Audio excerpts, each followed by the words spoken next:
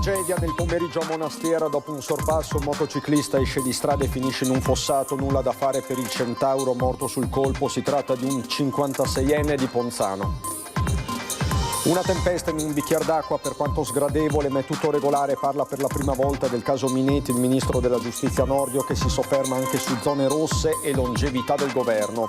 Omicidio Ceschin, ha presentato il ricorso in appello per Sergio Lorenzo, condannato all'ergastolo per l'uccisione della pensionata di Conegliano. L'avvocato Serpico chiede l'assoluzione. Liberati e salvi 25 italiani della flottiglia prelevati dalla Marina israeliana in acque internazionali.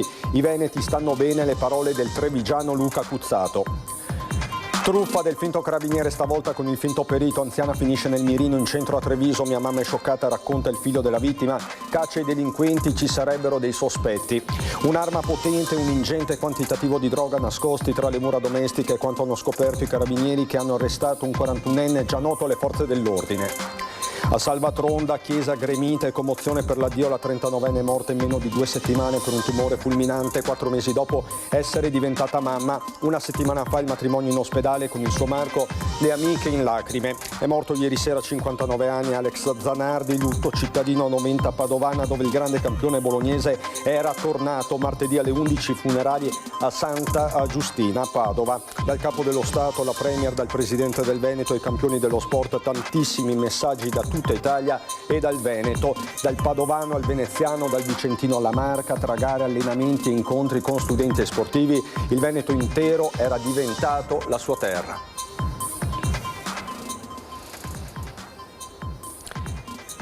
Bentrovati, buonasera telespettatrici, telespettatori di Antenna 3. Dunque, lo avete sentito dai titoli, c'è un incidente mortale avvenuto poco fa a Monasteri in via Casaria. Fra poco saremo in grado di darvi tutti i dettagli con il servizio di Daniela Sizzia. L'ennesimo incidente letale sulle strade della Marca trevigiana. Prima però la politica, i temi dell'attualità, zone rosse, sicurezza urbana, attività di governo. Questa mattina il ministro Carlo Nordio era presente a un evento elettorale a Spresiano, dove di fatto per la prima volta ha parlato del caso che ha infiammato la settimana politica e non solo, il caso della Grazia Nicola Minetti. Tutto regolare, una tempesta in un bicchiere d'acqua, per quanto sgradevole. La sua reazione raccolta da Nicola Marcato. Ministro, ritiene che ci siano state delle falle nel sistema giudiziario o nelle procedure di controllo sul caso Minetti? No, per carità, è stato fatto tutto regolarmente. Lo stesso Presidente della Repubblica ieri ha detto che di concerto con il Ministero stanno aspettando i risultati della Procura Generale di Milano, che è quella che istituzionalmente è stata incaricata ed è incaricata di fare indagini, ma è stato tutto regolare. Alla fine si vedrà che è stata una tempesta in un bicchiere d'acqua, per quanto sgradevole. Appare fiducioso il guardasigilli Carlo Nordio al termine di una settimana nuovamente infuocata, con lui tra i diretti protagonisti accanto al capo dello Stato di quello che è diventato il caso della Grazia Nicole Minetti, con la stessa procura uruguaiana che sta indagando sull'adozione del bimbo malato fatta nel paese sudamericano e più in generale su parte delle circostanze che hanno portato all'istanza del provvedimento di clemenza. Gli approfondimenti chiesti dal Quirinale, innescati dall'inchiesta giornalistica del Fatto Quotidiano, sono in corso su più livelli. Tutto regolare, ripete il ministro trevigiano, ospite di un evento elettorale a sostegno del sindaco uscente Marco Della Pietra a Spresiano, dove temi locali e nazionali sono quanto mai connessi, su tutti la sicurezza dei territori e il dibattito sull'efficacia delle zone rosse. Una è operativa a Treviso, nel quadrante tra via Roma e piazza Borsa. Bisogna sempre vederle caso per caso, non esistono soluzioni lineari in questi casi. Esistono delle realtà territoriali che vanno valutate caso per caso, in alcuni settori in alcuni momenti sono efficaci, in altri si possono anche rimandare. Sicurezza che è fatta di più aspetti, dice Nordio, ricomprendendo anche quella sulle strade, determinante, fa intendere il guardasigilli, il ruolo dei primi cittadini. La sicurezza locale che deve essere sì certo garantita dalle forze dell'ordine nazionali e ovviamente anche dalla magistratura, dal Ministero della Giustizia, ma è molto importante il contributo, direi quasi principale, del sindaco, dell'autorità locale. E questo nelle ore in cui l'esecutivo raggiunge un traguardo non scontato, Nordio lo rimarca dal palco. Oggi il governo compie 4 anni di il secondo governo longevo, più longevo nella storia della Repubblica Italiana. Naturalmente, poiché pensiamo di arrivare fino alla fine della legislatura, batteremo tutti i record e saremo il primo. Così dunque Carlo Nordio al termine di una settimana politica tesissima, l'ennesima settimana politica tesa, e adesso siamo in grado di mostrarvi quanto successo nel pomeriggio a Monastiera. Vi dicevo, l'ennesima tragedia sulle strade della Marca, un motociclista è finito dentro un fossato, nulla da fare per quest'uomo, si tratta di una 56enne di Ponzano, indagano i carabinieri. Non è esclusa l'alta velocità. Il motociclista stava percorrendo via Casaria a Monastier quando, secondo una prima ricostruzione, avrebbe sorpassato un mezzo. Il Centauro non è riuscito a tenere le due ruote in strada ed è finito dentro un fossato. Un impatto devastante. L'uomo è stato sbalzato per qualche metro, finendo a terra. Nulla da fare per lui, è morto sul colpo. La moto a ridosso di alcune vigne. L'ennesima vittima della strada. A terra la giacca, lo zainetto. A dare l'allarme alcuni automobilisti di passaggio che hanno immediatamente allertato gli operatori dell'emergenza. Via Casaria è stata chiusa per permettere l'intervento dei soccorsi. Sul posto sono giunti gli uomini del SUEM 118 con il medico, i vigili del fuoco e i carabinieri per il rilievo del gravissimo incidente. La tragedia è avvenuta pochi minuti prima delle 18, a perdere la vita un 56enne di Ponzano alla guida di un Harley Davidson. Le cause sono in corso di accertamento. Così dunque a Monastiera, mentre fortunatamente parliamo di una strage sfiorata a Cornuda in via Padova. Ritorniamo alla giornata di ieri. A scontrarsi sono state due auto, una delle quali è finita nel fossato. All'arrivo sul posto la squadra dei vigili del fuoco di Asolo ha provveduto in collaborazione con il personale del SUEM 118 a prestare soccorso ai feriti delle due auto, 4 adulti e 2 bambine. Nessuno di loro ha riportato gravi conseguenze, tutti i feriti sono stati trasportati all'ospedale di Montebelluna. Sul posto sono intervenute 3 ambulanze del SUEM 118 e i carabinieri per tutti i rilievi del caso. Il traffico è rimasto a lungo bloccato, ma appunto vi stiamo raccontando in questo caso di una tragedia sfiorata. La cronaca giudiziaria con l'omicidio Ceschin ha presentato il ricorso in appello per Sergio Lorenzo, condannato all'ergastolo per l'uccisione della pensionata di Conegliano. L'avvocato Serpico ne chiede l'assoluzione.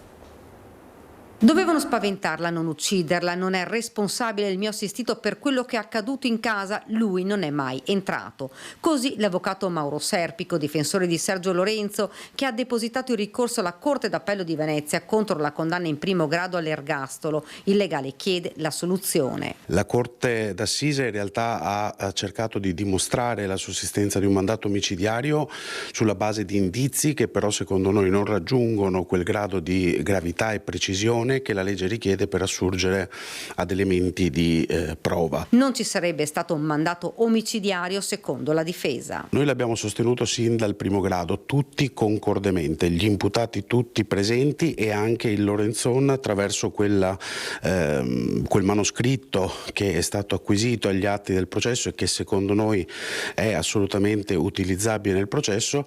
Abbiamo sostenuto sempre che il mandato fosse quello di spaventare la signora Ceschin in modo da dissuaderla nel portare avanti quella battaglia giudiziaria contro il marito per l'assegno di mantenimento. Il 23 giugno 2023 però in quella casa è accaduto qualcosa di terribile. L'anziana è stata aggredita, picchiata e soffocata sul divano. In primo grado sono stati condannati all'ergastolo e all'isolamento diurno per 6 mesi Sergio Lorenzo e Matteo Garcia.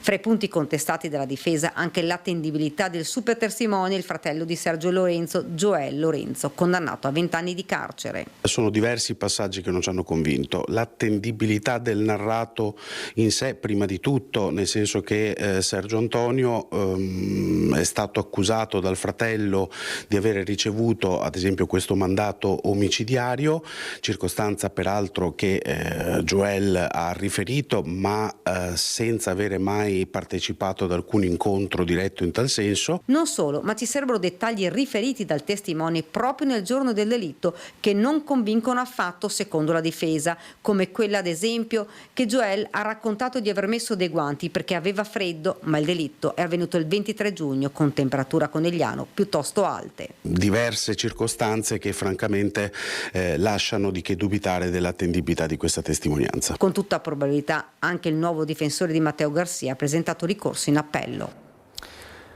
Sono stati liberati e sono salvi 25 italiani della flottiglia prelevati dalla Marina israeliana in acque internazionali. I veneti in particolare stanno bene. Ci sono le parole, c'è la testimonianza del trevigiano Luca Cuzzato, testimonianza raccolta da Daniela Sizzia. Cuzzato parla di attimi, di minuti davvero concitati. Siamo stati tenuti in ginocchio, picchiati e minacciati con armi puntate alla testa. Questa la sua testimonianza. Siamo stati parecchie ore inginocchiati a testa giù, con più volte fucili puntati alla tempia. Luca Cuzzato è stato portato in ospedale a Creta dopo essere stato liberato dalla Marina israeliana assieme ai 25 italiani e agli altri attivisti della flottiglia. Picchiati più volte, ci racconta, razionavano il mangiare, panini per solo la metà delle persone fermate. Ha una costola incrinata, lividi su tutto il corpo e lesioni causate dalle fascette ai polsi. Alcuni di loro sono stati messi in isolamento, lontano dal resto del gruppo. La loro imbarcazione è stata abbordata nella notte tra il 29 e il 30 aprile, ci racconta Luca, poi tutti sono stati portati in una nave israeliana. La nave erano trattati a tutti gli effetti come dei prigionieri, che essenzialmente questo qua è stato a tutti gli effetti un rapimento. Noi diciamo che essere presi a 14 miglia dalla costa greca, questo è un rapimento ed è un chiaro segnale di come il blocco israeliano non è più confinato sulle acque palestinesi, però si è ampliato anche poi a tutte le acque europee. Assieme a Luca 4 veneti, la trevigiana Beatrice Lio, la padovana Anna Ghedina e il veronese Simone Zambrin. Qualche ora fa sono stati rilasciati e portati a Creta. Noi non abbiamo mai capito che saremmo stati liberati. Per tutto il tempo ci hanno detto che avremmo passato altri 2 mesi all'interno di quella nave, ci hanno detto più volte che saremmo andati in Israele. Abbiamo capito che eravamo a Creta soltanto quando abbiamo messo il piede sul gommone. Non hanno più niente, tutto è rimasto nelle imbarcazioni, molte delle quali sono affondate. Sono riusciti a recuperare solo un cellulare con il quale Luca riesce ad inviarci questo video e lanciare l'appello per 2 attivisti ancora nelle mani degli israeliani. Attualmente ci sono 2 compagni in prigione israeliane che sono Said e Tiago e adesso noi pretendiamo la loro liberazione immediata e continueremo con la nostra lotta. La missione della flottiglia continua, ma per chi si trova a Creta ora tutto è ancora da decidere. Tu andresti avanti o torneresti a casa? Questa non è una valutazione che riesco a fare in questo momento e che non mi sentirei di rispondere. Ritorniamo alla cronaca, notte di lavoro per i vigili del fuoco di Conegliano che poco dopo l'1:30 sono dovuti intervenire in Viale Venezia per un'auto in sosta andata a fuoco. Sono stati i residenti a dare l'allarme ai soccorsi vedendo un'alta colonna di fumo levarsi dalla parte anteriore di una Volkswagen Polo. Le fiamme rischiavano di coinvolgere anche una seconda auto parcheggiata al fianco della Polo, ma l'intervento immediato dei pompieri ha scongiurato il peggio limitando l'incendio a una sola auto. Ingenti i danni alla Volkswagen, completamente avvolta dalle fiamme. Fortunatamente nessuna persona è rimasta ferita. I tecnici dei vigili del fuoco sono al lavoro per indagare sulle cause all'origine di questo rogo. La truffa del finto carabiniere, ancora una volta, ancora un'anziana finita nel mirino, stavolta in centro a Treviso. Mia mamma è scioccata, racconta il figlio della vittima, rubati quasi 3.000 euro in contanti e mezzo chilo di gioielli in oro. Caccia ai delinquenti, ci sarebbero anche dei sospetti. Scioccata, scioccata, abbattuta, affranta, colpita, averi di famiglia, di generazioni. Difficile metabolizzare quello che è successo, impossibile dimenticare per un 86enne residente in centro a Treviso che nei giorni scorsi è stata l'ennesima vittima della truffa del finto carabiniere. In questo caso la chiamata arriva attorno alle 13. Alla signora si presenta il sedicente maresciallo Stefano Borghi che riferisce di una rapina in gioielleria eseguita da una banda al volante dell'auto del marito deceduto. Suo figlio ora è con il magistrato. Dobbiamo confrontare i gioielli rubati con quelli che ha in casa. La frase che spaventa e mette in confusione l'86enne che va così a prendere i preziosi, elencandoli al telefono e poi mettendoli in un asciugamano con i contanti presenti in casa. Più di mezzo chilo d'oro e 2.700 euro circa, 2.750 e tenuti in una cassetta, non messi dentro un cassetto, quindi l'hanno proprio indotta. È a questo punto che arriva il falso perito, preannunciato dall'altrettanto falso maresciallo. Si tratta di un giovane uomo tra i 25 e i 30 anni. È già in casa quando la donna tenta di chiamare il 112 per avere delucidazioni. Capisce che qualcosa non torna, ma lo stress è fortissimo. In quel momento ha detto no, aspetta, l'ho lasciato da solo in cucina, si è girata e è tornata verso la cucina quando questa persona aveva già fatto sul pacchettino con tutti gli averi.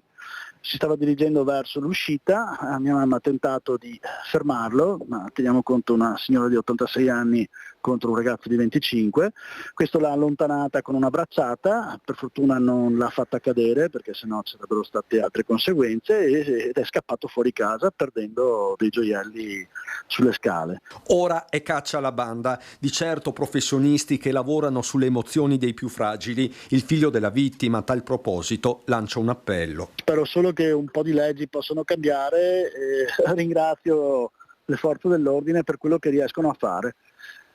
Chiedo magari che i magistrati, i giudici non siano sempre di manica larga con chi ne approfitta, specialmente con gli anziani, anzi dovrebbero avere proprio il pugno di ferro. Ed era sicuramente noto alle forze dell'ordine l'uomo che è stato arrestato dai carabinieri. In casa aveva anche un'arma molto potente. Una pistola illegale, una Smith & Wesson calibro 44 Magnum e quasi 3 kg di sostanze stupefacenti pronti per essere immessi sul mercato dello spaccio. È questo il materiale rinvenuto dai carabinieri nell'abitazione di un 41enne albanese residente a Codogné, persona già nota alle forze dell'ordine. L'operazione è scattata nel pomeriggio del 30 aprile quando i militari della stazione, supportati dal nucleo operativo e radiomobile di Conegliano, hanno deciso di perquisire la residenza dell'uomo.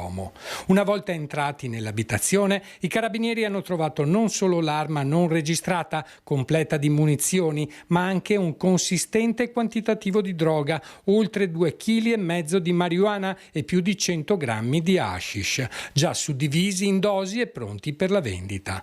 Tutto il materiale è stato immediatamente sequestrato, la pistola sarà ora sottoposta ad analisi balistiche. L'uomo è stato arrestato in flagranza di reato e trattenuto nella cella di sicurezza del comando. Processato per direttissima, il giudice ha convalidato l'arresto disponendo per il 41enne l'obbligo di dimora. Le accuse sono pesanti: detenzione ai fini di spaccio di sostanze stupefacenti e possesso di arma clandestina. Mette un punto sulle polemiche di questi giorni Mirella Tuzzato, lo fa dopo che uno dei migranti aiutati grazie al supporto di un imprenditore anonimo si è lamentato dell'aiuto ricevuto. Sono amareggiata, mette Mirella, rischia di danneggiare tutti gli altri. Il problema che ha acceso il fuoco è stato che uno di questi ragazzi ha deciso di fare delle dichiarazioni assolutamente false, nel dire che io non gli ho dato da mangiare, che hanno patito quasi la fame, cosa non vera perché ho tutti gli scontrini e testimoni dove sono andati a mangiare, cosa hanno mangiato, perciò hanno mangiato sempre. Era prevista la colazione o il pranzo o la cena, perché penso che sia più che sufficiente. Mi avevano chiesto tanto fumo, tante sigarette alle quali ho detto di no. Mette un punto sull'ultima ondata di polemiche Mirella Tuzzato, anima di veneti schiacciati dalla crisi, dopo le lamentele espresse dagli uno dei giovani aiutati nei giorni scorsi e portati in albergo per una settimana grazie all'aiuto di un imprenditore rimasto anonimo, generosità che è stata estesa per altri 7 giorni con il contributo stavolta di un'imprenditrice. In mezzo il video diffuso dallo stesso migrante. Ciao, sono lì. Quello famoso, guarda, abbiamo mangiato 3 giorni, oggi è il terzo giorno questo che abbiamo mangiando, questi 5 persone, questi pane, formaggio, tonno, 3 giorni e cena questa mia per mangiare. E primo giorno abbiamo mangiato senza mangiato, dormito io. E io ho chiamato e io non sapevo che avete mangiato o no. Ali che è poi tornato a ribadire il concetto davanti alla prefettura. Ci danno o cena o pranzo e colazione. Più difficoltà a trovare lavoro, chi torna al lavoro, trasporto, mezzanotte come vieni a lavorare. O uno lascia alle 11 di sera, come può tornare? Il riferimento è all'albergo di Monastier messo a disposizione e le difficoltà di movimento per chi lavora a Treviso. Mirella da parte sua afferma che si sta facendo il possibile ed esprime tutto il suo rammarico per l'atteggiamento del giovane. Il rischio ora è che tutti ne paghino le conseguenze. Volevo smentire quello che ha detto questo bulletto, questo cappetto che cerca di fare il cappetto, però che ne pagano le conseguenze, Mattia, sono i ragazzi che lui ha attorno, che non parlano italiano, perciò lui gestisce, anche se dice che non è vero, e questo fa molto male anche a tutta la società. Ecco, mi scuso anche col presidente degli obbligatori Giovanni Kerr, perché sembra quasi che lui non abbia dato da mangiare o mangiato male, perciò non è vero, ecco, volevo dirvelo perché voi sapete come funziona. Certo che essere ricattata da questo ragazzo, anche no, conoscete Mirella, c'è problemi zero. Chiesa di Salvatronda gremita questa mattina per l'ultimo saluto a Sara Gastaldello, scomparsa a 39 anni a causa di un tumore fulminante dopo aver dato alla luce 4 mesi fa la piccola Agnese. Struggenti le parole del parroco che ha ricordato come pochi giorni prima di morire si sia unita in matrimonio con il compagno Matteo. Abbiamo sentito la paura della tempesta dentro la nostra carne fragile. La tempesta di un tumore che in 2 settimane si è portato via ad appena 39 anni Sara Gastaldello, strappandola a Matteo Volpato, il compagno di una vita con il quale da 4 mesi condivideva la gioia della nascita della piccola Agnese. Certamente, prima di tutto voi, Matteo, e te, Sara, ne avete sentito il gelo, l'angoscia, mentre sembrava che tutto andasse bene e tanto bene.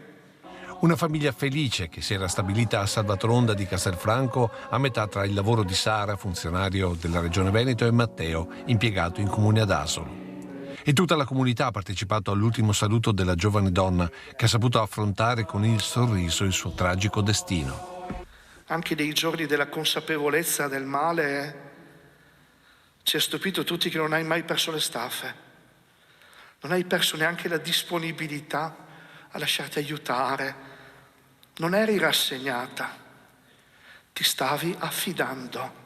Sembra che se il male aveva tanto ferito il tuo corpo, la tua anima non ne sia rimasta scalfita. In questi giorni così repentini e veloci, così tremendi per certi aspetti, voi siete stati fortissimi, capaci di dedicare e donare la vita l'uno all'altra prima che il male provasse a farvela perdere. Un matrimonio celebrato in ospedale pochi giorni prima della morte, con Sara che ha voluto con sé anche le amiche di una vita. Sara, racconteremo alla tua bambina di quanto forte, incredibile e coraggioso sia stato il suo papà in questi giorni. Una roccia. Di quanto siamo infinitamente grate a Matteo di averci dato il privilegio di essere state parte dei tuoi ultimi istanti, delle tue ultime risate, di averti vista sposa, tu che con il tuo bouquet lampo di 5 rose bianche e un gran cereale mangiato come torta nuziale, hai avuto la forza di farci ridere con una battuta mentre pronunciavi il tuo sì con gli occhi pieni d'amore. C'è un vecchio proverbio che dice: si vive 2 giorni e uno è già passato, e noi da oggi vivremo anche per te.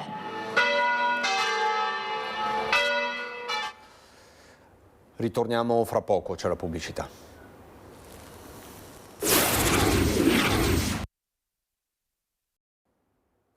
Di nuovo in diretta per parlare della scomparsa a 59 anni di Alex Zanardi, un lutto che coglie da vicino, colpisce l'intero Veneto. I funerali di Zanardi si svolgeranno martedì a Padova nella Basilica di Santa Giustina.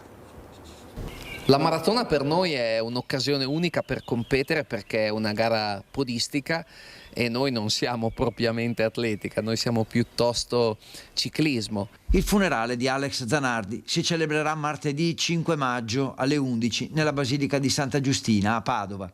Un esempio per tutti gli sportivi, un punto di riferimento per la sua capacità di cadere e rialzarsi. La scomparsa di Alessandro Zanardi, anche per questo, è un pugno nello stomaco per tutti gli italiani. Una scomparsa avvenuta, sembra, a seguito di un malore fatale nella struttura che lo ospitava da tempo nel Padovano e annunciata dalla famiglia. Se n'è andato serenamente, dicono, proprio nello stesso giorno, il 1° maggio, in cui 32 anni fa morì anche il campione di Formula 1 Ayrton Senna. Una giornata di lutto per la comunità di Noventa, non solo per Noventa, ma penso per tutto il paese. Quando la famiglia ci comunicherà la giornata della cerimonia del funerale, e a quel punto là noi istituiremo la giornata di lutto cittadino, che è assolutamente doverosa. Alex era molto legato al Veneto, nato a Bologna 59 anni fa. Aveva scelto Noventa Padovana come luogo dove vivere con la famiglia, la moglie Daniela e il figlio Nicolò, e anche lì aveva creato fin da subito un legame speciale. Poi in bicicletta che andavo a Rio, io correvo forte, no, e allora che dicevo piano che mi ti vengo a Rio, sì, io rallentava, lo trovavo anche sui colli. Lo conoscevo perché lo vedevo parecchie volte circolare. Lo vedevo in giro, tempo indietro. Parecchio tempo indietro, e le ultime volte l'ho visto per sbaglio in pizzeria assieme a sua moglie. Sono molto dispiaciuta perché è un nostro compaesano. La notizia veramente mi ha fatto stare male, perché era un uomo buonissimo, e anche quando appunto dopo il primo incidente mi ricordo scendeva giù dall'auto e veniva come noi a fare la spesa là lì, scendeva giù dall'auto, un'auto anche molto alta, con una agilità e una grazia veramente tanta. Lo vedevo spesso perché veniva anche al negozio supermercato lì, per cui arrivava là con la macchina, dava l'elenco della spesa e poi gliela portavano. Era una grande persona. Stamattina è stato un colpo pesante per noi, ho pensato alla sua sofferenza, alla sofferenza del figlio, della famiglia e di tutti gli amici, parenti e il coso sportivo, no? Abbiamo perso un grande qui a Noventa. Quando facevo il banchetto davanti al supermercato ci siamo confrontati che avevamo naturalmente idee diverse sull'accoglienza diffusa dei profughi. Persona meravigliosa,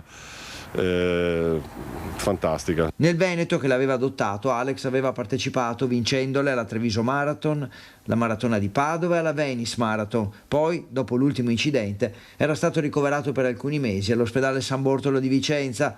Nell'annunciarne la scomparsa, la famiglia chiede anche il rispetto della riservatezza, una riservatezza che ha contraddistinto tutti questi anni. Centinaia i messaggi di cordoglio arrivati dalla politica, dallo sport, da tutta Italia e dal Veneto. È un paese intero quello che oggi lega i propri ricordi alla vita di un campione che per ben 2 volte aveva visto la morte in faccia ed era sempre riuscito ad andare oltre. Il messaggio di cordoglio del Presidente della Repubblica Sergio Mattarella arriva pochi minuti dopo la notizia della morte di Alex Zanardi. È stato per tutti questi anni un punto di riferimento di tutto lo sport, amato e ammirato per il coraggio, la resilienza e la capacità di trasmettere entusiasmo, ha scritto in una nota il Capo dello Stato. Anche la Premier Giorgia Meloni ha rivolto un messaggio di cordoglio cordoglio alla famiglia a nome del governo. L'Italia perde un grande campione, un uomo straordinario capace di trasformare ogni prova della vita in una lezione di coraggio, forza e dignità. Tanti gli sportivi che hanno incrociato le strade con Zanardi oggi lo piangono. Mi hai dato la forza di ripartire convincendomi che con o senza gambe avrei potuto fare di tutto, scrive Bebe Vio. Se ne va un uomo incredibile, capace di ispirare tutti noi, le parole di Federica Pellegrini. In Veneto Zanardi era stato accolto come una persona di famiglia e così lo ricorda il governatore Alberto Stefani. Addio Alex, il tuo esempio vivrà per sempre. Un forte legame anche con la città di Padova, come ricorda l'assessore allo sport Diego Bonavina. Un amico dello sport, un ambasciatore dei valori più belli che la nostra società possa avere. Alex ha rappresentato un emblema dello sport, ma un emblema di quello che tutte le sofferenze che possono capitare a una persona, le peggiori, ci ha insegnato la strada per non mollare mai, ci ha insegnato come reagire, ci ha insegnato a guardare sempre avanti. Questo è il ricordo che io ho di Alex. Ci lascia un modo di guardare la vita, scrive il sindaco di Padova Sergio Giordani, che con Bonavina si stringe alla moglie Barbara e al figlio Nicolò. Commosso anche il ricordo del presidente di Ascom Veneto Patrizio Bertin, che nel 2017 a Padova aveva consegnato a Zanardi il premio Memo Geremia. Ho avuto il piacere di conoscerlo, ho avuto il piacere anche di premiarlo e devo dire che è una persona che ha lasciato un grande ricordo, ma soprattutto un grande atleta, un grande anche, professionalmente, un personaggio che ha dimostrato di non mollare mai. Perfino la questura di Padova ha pubblicato una foto autografata che Zanardi aveva dedicato ai poliziotti che guidano le volanti. Con la scomparsa di Alex Zanardi, l'Italia piange la perdita di un campione straordinario, una leggenda dello sport paralimpico. Lo ringraziamo per il coraggio, la determinazione e la testimonianza che ci ha dato, specialmente nella sua seconda vita sportiva, ha scritto infine il presidente del Comitato Italiano Paralimpico del Veneto, Davide Giorgi. Forte anche il legame con Treviso e la Marca trevigiana. Un esempio autentico di voglia di vivere, di fare sport, di resistere, di includere. Così il sindaco Mario Conte ha voluto ricordare Alex Zanardi, affidando ai social parole cariche di riconoscenza e affetto. Un ricordo che mette al centro non solo l'atleta, ma la persona. Con il suo sorriso gentile e quella naturale eleganza ha saputo vivere e raccontare lo sport nella sua forma più alta, nonostante gli incidenti, nonostante le prove della vita. Parole che raccontano la straordinaria capacità di Zanardi di trasformare ogni ostacolo in una nuova partenza. Dalla Formula 1 fino alla straordinaria carriera paralimpica, Zanardi ha rappresentato un modello universale, dimostrando a tutti noi che lo sport è sempre la strada giusta, ha aggiunto Conte, sottolineando una lezione di forza, dignità e umanità che resteranno sempre. Un legame, quello tra Zanardi e Treviso, costruito negli anni anche attraverso lo sport. Nel 2010 aveva conquistato proprio nella Marca la maglia tricolore ai campionati italiani di ciclismo su strada, partecipando nello stesso anno alla Treviso Marathon, esperienza poi ripetuta nel 2013. E ancora nel 2017 il ritorno in città per presentare Obiettivo 3, l'associazione da lui fondata per avvicinare allo sport le persone con disabilità. Un progetto che incarna perfettamente i valori che Zanardi ha sempre portato avanti. Un'eredità importante raccolta oggi anche dalle istituzioni locali. Un pensiero anche in futuro sarà rivolto a Zanardi? Sì, sicuramente troveremo le forme per ricordarlo, perché oltre che dal punto di vista sportivo sarà giusto ricordare ciò che lui ha fatto, le barriere che ha superato e probabilmente quante generazioni di paratleti gli devono dire grazie. Ho rivisto molte delle sue interviste, fa sempre specie pensare che un uomo che ha subito quello che ha subito lui possa ricominciare con le Paralimpiadi vincendo grandi medaglie e, ripeto, dando forza a persone che magari non avevano la sua forza interiore. In attesa della data dei funerali, Treviso continua a ricordare un uomo che ha saputo andare ben oltre ogni traguardo. Un uomo la cui esistenza è stata scandita da successi e incidenti, poi il grande buio nel 2020. Una vita divisa in tre parti per Alex Zanardi, prima e dopo il 2001 e poi dopo il 2020, data dell'ultimo drammatico incidente in Toscana. Prima quella da pilota, culminata con la Formula 1 tra il 1991 e il 1994, poi quella da atleta paralimpico con la handbike, la bicicletta adattata alla sua vita senza gambe, che lo ha portato a conquistare 8 medaglie alle Paralimpiadi. Dopo il primo incidente sul circuito automobilistico di Lausitzring in Germania, che gli costò l'amputazione delle gambe, reagì e iniziò una seconda vita. Emozionanti i suoi frequenti incontri con i giovani, questo a Bassano nel 2019. Arrivano le difficoltà, arrivano dei momenti in cui le difficoltà sono ancora più grandi e sembra impossibile poter andare oltre, e la metafora dei 5 secondi significa questo: chiudi gli occhi se serve, ma tieni duro, prova a tenere duro altri 5 secondi, è chiaramente una metafora, ma alle volte accade di riaprire gli occhi e scoprire che chi ti stava di fianco, l'avversario ideale che tentavi di battere, è effettivamente rimasto indietro. Da atleta paralimpico ha partecipato a tutte le maratone più importanti, compresa quella di Padova e Venezia, vinta più volte. Per me è un po' la maratona di casa, io proprio da casa parto direttamente con la mia handbike e arrivo lì a Villa Pisani per la partenza con grande facilità, quindi un appuntamento imperdibile. Strettissimo il suo rapporto con gli sportivi e i tifosi durante gli allenamenti sui Colli Euganei, che frequentava spesso, ad esempio Galzignano Terme era uno dei suoi punti di partenza preferiti. Veniva fermato per un incoraggiamento o un selfie da quegli stessi sostenitori che ora attendono di tributargli l'ultimo saluto. È tutto a posto? Benissimo, te? Sempre sotto, eh? Hai finito? Sì, per oggi sì, stasera anche spinning, per cui leggero. Allora.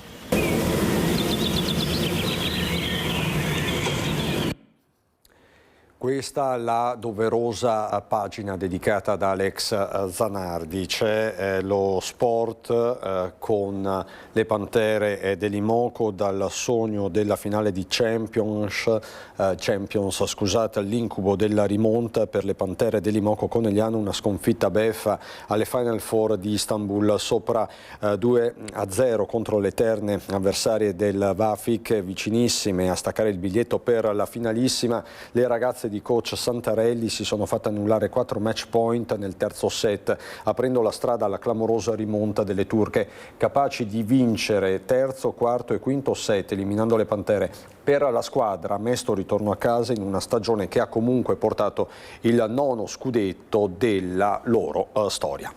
E noi adesso andiamo a Belluno.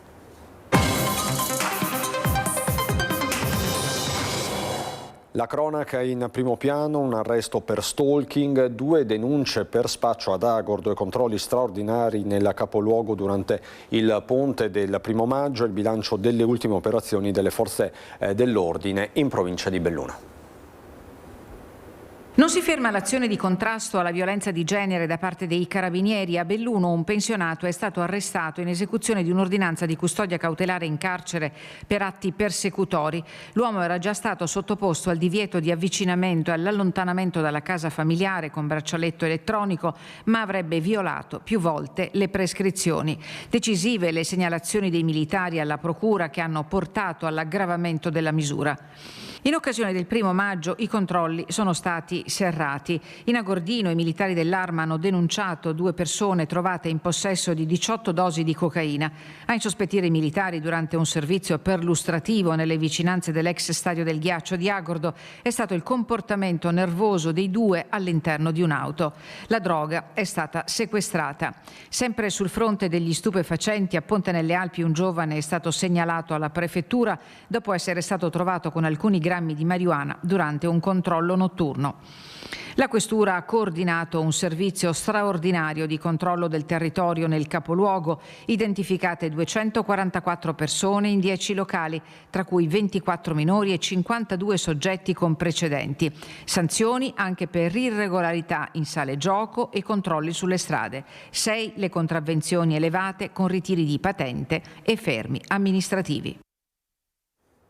Meno di 20 giorni alla riunione della Camera di Consiglio della TAR del Veneto, chiamata a esprimersi sul ricorso urgente presentato da Italia Nostra per tutelare gli ultimi 79 tigli ancora in piedi in via Feltre. Siamo ovviamente a Belluno, il comune si costituirà in giudizio. Italia Nostra difende il patrimonio comune, artistico e naturale, non interessi di parte. E tanto basterebbe per evitare il ripetersi di epiteti grevi indirizzati all'associazione alla notizia dell'accoglimento totale dell'oggetto del ricorso urgente presentato al TAR del Veneto per tutelare i 79 tigli rimasti in piedi dopo l'avvio dell'abbattimento dei filari, propedeutico all'intervento di riqualificazione di via Feltre. La pronuncia della seconda sezione, che ha rinviato la discussione collegiale al prossimo 21 maggio, si fonda su valutazioni giuridiche precise. Fino ad allora sospesa l'esecutività della delibera della Giunta dei Pellegrini del 5 marzo, che ha approvato il progetto esecutivo, e la determina del 2 marzo nella parte in cui ha disposto il taglio e l'estirpazione di tutti gli alberi. Un bel schifo, mi dica subito, perché se adesso dobbiamo avere metà strada con gli alberi e metà senza, è tutto un disastro, perché qua anche dove non ci sono là tutte le foglie là degli alberi. Sì, cioè o fanno tutto o lo aspettavano prima. Ero contraria al taglio, cioè al taglio fatto così. Abito qua da 65 anni, non hanno mai fatto nulla. Potevano mettersi un po' d'accordo con la popolazione e fare una cosa fatta meglio. Vediamo cosa succede. Una vergogna. Non arrivo a capire, ho capito gli alberi e tutto. Io ero già contraria della pianta, d'accordo, ma dopo dove viviamo? Viviamo a Belluno, in mezzo al verde. Non mi piace. Sono talmente abituata a avere gli alberi, i miei alberi, d'altronde se è da fare i lavori bisogna farli e chiuso. Piuttosto che vedere così è meglio che vadano avanti. In via Feltre abbiamo avvertito che il clima è cambiato per la volontà di taluni di esprimersi, sì, ma nell'anonimato. Secondo me le modalità potevano essere gestite in maniera diversa. Mi mantengo sulla moderazione. Io sono a favore chiaramente del taglio degli alberi, della sistemazione della via. Penso che troveranno un accordo. Anzi, ho sentito dire che cercano un accordo. Il Comune ha messo subito all'opera i suoi uffici, perché il 21 maggio dovrà dimostrare la legittimità di una procedura che conta quanto il progetto. In questi giorni, dopo la nostra indagine che ha svelato i non detti su via Feltre, Palazzo Rosso ha ribaltato lessico e narrazione del progetto, da donazione chiavi in mano a intervento pubblico strategico sostenuto da privato. Le nostre critiche come gruppo consiliare non sono mai state rivolte al benefattore che ha donato questi denari alla città di Belluno, anzi lo ringraziamo, ma le nostre critiche sono proprio rivolte al modus procedendi dell'amministrazione. Questa amministrazione pensava di fare il botto con questa opera rispetto alla città e quindi avere molto consenso, e invece si è rivelato un boomerang. Purtroppo la scolteria enunciata in campagna elettorale poi in realtà non si è verificata tale in concreto. Come finirà non lo sappiamo. Noi speriamo che almeno i filari di alberi che sono ancora in piedi vengano preservati.